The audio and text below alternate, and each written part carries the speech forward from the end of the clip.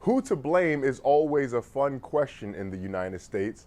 Particularly, we use it whenever we watch our sporting events and one team may win and one team may lose. And unfortunately, our political reality is looking very similar to that.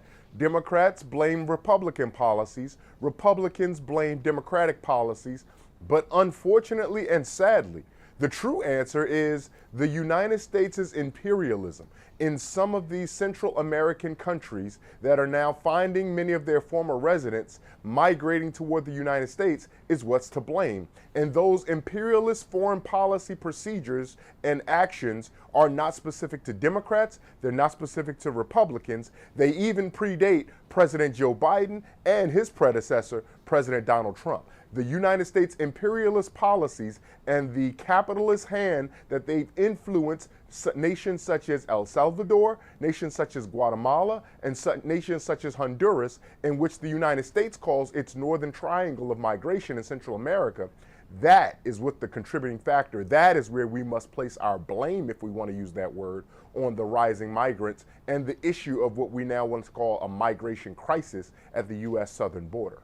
Given the facilities that the United States is engaging and housing folks in on the United States southern border, by all means, we should all be deeply concerned about what this means for the spread of the coronavirus, COVID-19, in the United States, but not concerned because we think that those migrant children or the migrant families themselves are any more likely to spread coronavirus or COVID-19 in the United States. Not concerned because the United States has quelled the virus and now these migrants will spread it. We are not concerned for that reason because that is not our reality. What our concern is with an inability to have an understanding of which one of the young people may or may not have the coronavirus and may be able to spread the coronavirus, who may be contagious, who may be in their incubation period, and how can we keep them safe from themselves and others and keep them safe from the rest of the larger community in which they may ultimately integrate to in the United States.